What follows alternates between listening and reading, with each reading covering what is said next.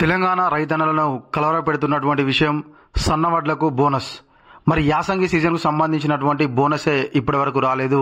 మరి వానాకాలం సీజన్కు సంబంధించినటువంటి బోనస్ రాష్ట్ర ప్రభుత్వం ఇస్తుందా లేదా అన్న దానిపైన అయితే అన్నదాతలు అయోమయం చెందుతున్నారు. మరి దానికి పులి స్టాప్ పెట్టడానికే రాష్ట్ర ప్రభుత్వం అయితే సన్నవడ్లకు బోనస్ అనేటువంటిది 2 రోజుల్లోనే అకౌంట్లలో జమ చేయనుంది. మరి మద్దతు ధరతో పాటుగా 2 రోజుల్లోనే మనకైతే ఈ యొక్క బోనస్కు సంబంధించిన 500 రూపాయల డబ్బులను కూడా అకౌంట్లో జమ చేస్తారు అని చెప్పేసి నిన్న జరిగినటువంటి క్యాబినెట్ మీటింగ్లో కూడా స్పష్టం చేయడం జరిగింది. దానికి సంబంధించినటువంటి పూర్తి వివరాలను ఒకసారి మనం తెలుసుకుందాం. తప్పకుండా మీరైతే వీడియో చివరి వరకు చూడండి, ఎవరైతే స్కిప్ చేయకండి. ఎవరైనా కొత్తగా మన వీడియో చూస్తున్నట్లయితే తప్పకుండా సబ్స్క్రైబ్ చేసుకుని పక్కనటువంటి గంట సింబల్ అయితే నొక్కండి. ఇక మనం టాపిక్లోకి వెళ్ళినట్లయితే 2 రోజుల్లోనే రైతుల ఖాతాల్లోకి డబ్బులు. మంత్రి ఉత్తమ్ కీలక ప్రకటన.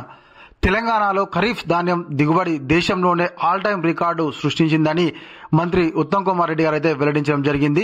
148 లక్షల మెట్రిక్ టన్నుల భారీ దిగుబడితో చరిత్ర సృష్టించిందని చెప్పేసి తెలంగాణ 80 లక్షల టన్నుల ధాన్యం కొనుగోలుకు సిద్ధమైందన్నారు.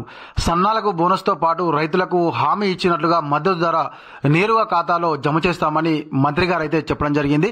అయితే ఎందుకు మరింత క్లారిటీగా చెప్పాల్సి వస్తుందంటే యాసంగి సీజన్లోనైతే 500 బోనస్ ఇద్దాము, సన్నవడ్లు పెట్టండి అని చెప్పేసి అనడంతో చాలా మంది రైతన్నలు అయితే ఈ యొక్క సన్నవడ్లను యాసంగిలో కూడా పండించడం జరిగింది. అవి ఆల్రెడీ గవర్నమెంట్ తీసుకున్నది. మరి ఇప్పటి వరకు వాటికి సంబంధించిన బోనస్ అయితే రాలేదు. మరి ఇప్పుడు వానాకాలం సీజన్ సంబంధించి వడ్ల కొనుగోలు కూడా కొన్ని ప్రాంతాల్లో మొదలు పెట్టడానికి రాష్ట్ర ప్రభుత్వం సిద్ధంగా ఉంది.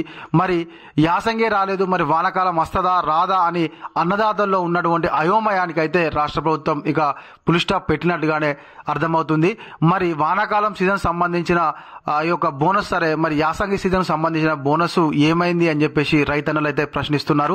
మరి యాసంగి మీరు పెట్టుబడినే కదా సన్నవడ్డను పెట్టాము, అయినా కూడా మరి బోనస్ డబ్బులు ఎందుకు ఇవ్వడం లేదు, మరి ఇస్తారా ఇవ్వరా అనే దానిపైన క్లారిటీ ఇవ్వాలి. ఇప్పుడు వానాకాలం సీజన్ సంబంధించినటువంటి బోనస్ వస్తుంది అని ఏ విధంగా క్లారిటీ ఇచ్చారో అదే విధంగా యాసంగి సీజన్ సంబంధించినటువంటి బోనస్ వస్తుందా రాదా అన్న దానిపైన అయితే తప్పకుండా క్లారిటీని అయితే ఇవ్వాలి మంత్రులు కానీ ముఖ్యమంత్రి గారు కానీ అనేటువంటిది రైతన్నలు అయితే కోరుకుంటున్నారు. తెలంగాణలో ఖరీఫ్ సీజన్ ధాన్యం దిగుబడిలో దేశంలోనే ఆల్ టైం రికార్డు సృష్టించిందని రాష్ట్ర పౌర సరఫరాల శాఖ మంత్రి గారు అయితే ఉత్తమ్ కుమార్ రెడ్డి గారు అయితే వెల్లడించారు. ఈ వానాకాలం సీజన్లో రాష్ట్ర వ్యాప్తంగా దాదాపు 67.57 లక్షల ఎకరాల్లో వరి సాగు చేయగా సుమారుగా 148.30 లక్షల మెట్రిక్ టన్నుల భారీ దిగుబడి వస్తుందని అంచనా వేశారు.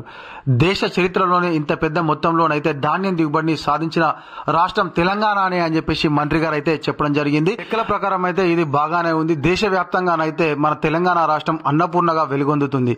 కాకపోతే ఏంటంటే మనకు పెట్టుబడి అయితే అధిక మొత్తంలో అవుతుంది. కొంచెం సబ్సిడీలోనైతే రాష్ట్ర ప్రభుత్వం అన్నదాతలకు ఎరువులు కానీ లేకపోతే ఇంకా యంత్రాలు కానీ సబ్సిడీలో ఇస్తే బాగుంటుంది అని చెప్పేసి రైతన్నలు అయితే కోరుకుంటున్నారు. అదేవిధంగా ఈ యొక్క బోనస్ డబ్బులకు సంబంధించి కూడా రాష్ట్ర వ్యాప్తంగా అయితే కొన్ని ఏరియాలలో పడుతున్నాయి, కొన్ని ఏరియాలలో పడడం లేదని చెప్పేసి అన్నదాతలు అయితే ఆందోళన చెందుతున్నారు. ఖచ్చితంగా దీన్ని పోయినసారి కూడా వానాకాలం సీజన్లోనైతే ఒక 80 to 90% అయితే పడిపోయింది. ఇంకా కొంతమందికి అయితే పడలేదు.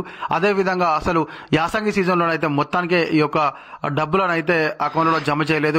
బోనస్ కు సంబంధించినటువంటి 500 రూపాయలు అయితే మరి దానికి సంబంధించి ప్రభుత్వం ఏ విధంగా స్పందిస్తుందో చూడాలి. అదేవిధంగా సచివాలయంలో వ్యవసాయ శాఖ మంత్రి తుమ్మల నాగేశ్వరరావు రాష్ట్ర ప్రభుత్వ ప్రధాన కార్యదర్శి రామకృష్ణారావుతో కలిసి ఉత్తమ్ కుమార్ రెడ్డి గారు అయితే ఖరీఫ్ ధాన్యం సేకరణపై ఉన్నత స్థాయి సమీక్ష నిర్వహించారు. ఈ సందర్భంగా కలెక్టర్లతో వీడియో కాన్ఫరెన్స్ లో మాట్లాడుతూ ఉత్తమ్ ధాన్యం కొనుగోలు లక్ష్యాలను వెల్లడించారు. అయితే మొత్తంగా రాష్ట్ర వ్యాప్తంగా ఎంత మేరకు ఈ యొక్క ధాన్యం కొనుగోలు చేయడానికి రాష్ట్ర ప్రభుత్వం సిద్ధంగా ఉన్నది అనే దాని గురించి అయితే కలెక్టర్లతోనైతే వీడియో కాన్ఫరెన్స్ లో మాట్లాడి ఖచ్చితంగా ప్రతి ఒక్క ధాన్యం గింజను కూడా కొనుగోలు చేయాలి అన్నదాతల నుంచి వెళ్ళి అనేది అయితే కలెక్టర్లకు చెప్పడం జరిగింది. ఈ సీజన్లో సుమారుగా 80 లక్షల టన్నుల ధాన్యాన్ని ప్రభుత్వం కొనుగోలు చేయడానికి రంగం సిద్ధం చేసిందన్నారు. ఇందులో 40 లక్షల టన్నుల సన్నాలు, మరో 40 లక్షల టన్నుల దొడ్డు ధాన్యము కొనుగోలు చేయాలని లక్ష్యంగా పెట్టుకున్నారని చెప్పారు. రైతులకు ఇచ్చిన హామీ మేరకు సన్న ధాన్యం పండించిన రైతులకు కనీస మద్దతు ధరతో పాటుగా క్వింటాలకు 500 నుంచి 500 చొప్పున బోనస్ ను అందిస్తామని మంత్రి స్పష్టం చేశారు.